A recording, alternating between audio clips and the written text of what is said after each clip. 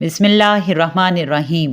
ये वीडियो सलाम करने के अदाब पर मबनी है। सवाल ये है कि सलाम करते हुए अस्सलामु अलैकुम कहना या सलाम अलैकुम कहना दुरुस्त है? सलाम कहते हुए सलाम अलैकुम कहना या सलाम अलैका कहना जायज़ है, इसमें कोई हर्ज नहीं। अल्लाह ने कुरान करीम में बयान किया है कि अहले जन्नत को फरिश्ते सलाम करते हुए सलाम अलैकुम ही कहेंगे, जैसे कि फरमाने वाली ताला है सूरा अर्राद आयत नंबर 23 और 24 में अल्लाह सुबहानहु ताला कुछ यूं फरमाते हैं, फरिश्ते उन्हें हर दरवाजे से दाखिल होकर कहेंगे सलामुन अलैकुम, तुम्हारे सब्र करने की वजह से अब तुम्हारे लिए आखिरत का ठिकाना बहुत ही अच्छा है। इसी तरह सूरह अज़्ज़ुमर में कुछ इस तरह से बयान हुआ, और जो लोग अपने परवरदिगार से डरते रहे उन्हें ग्रोह दर ग्रोह जन्नत की तरफ चलाया जाएगा, यहाँ तक कि जब वो उसके पास पहुँच जाएंगे और उसके दरवाजे खोल दिए जाएंगे तो उसके दरोगे उन्हें कहेंगे सलामुन अलैकुम, खुश हो जाओ और हमेशा के लिए जन्नत में दाखिल हो जाओ।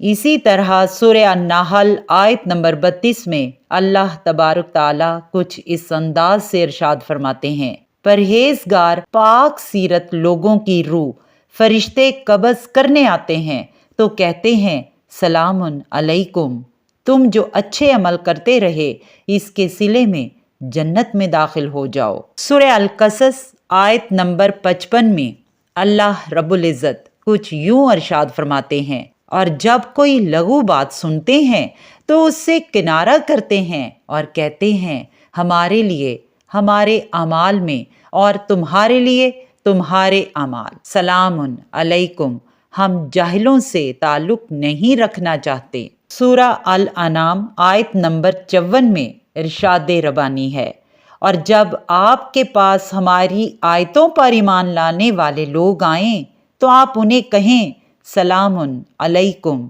तुम्हारे परवरदिगार ने अपने आप पर रहमत को हर सूरत लाजिम कर लिया है कि तुम में से कोई शख्स ला इल्मी से कोई बुरा काम कर बैठे और फिर इसके बाद तौबा कर ले और अपनी इस्लाह कर ले तो यकीनन वो माफ़ कर देने वाला और रहम करने वाला है।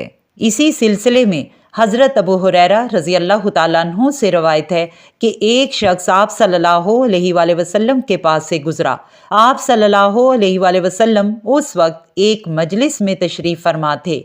उस शख्स ने गुजरते हुए कहा सलामुन अलैकुम, तो आप सल्लल्लाहु अलैहि वसल्लम ने फरमाया 10 नेकियां।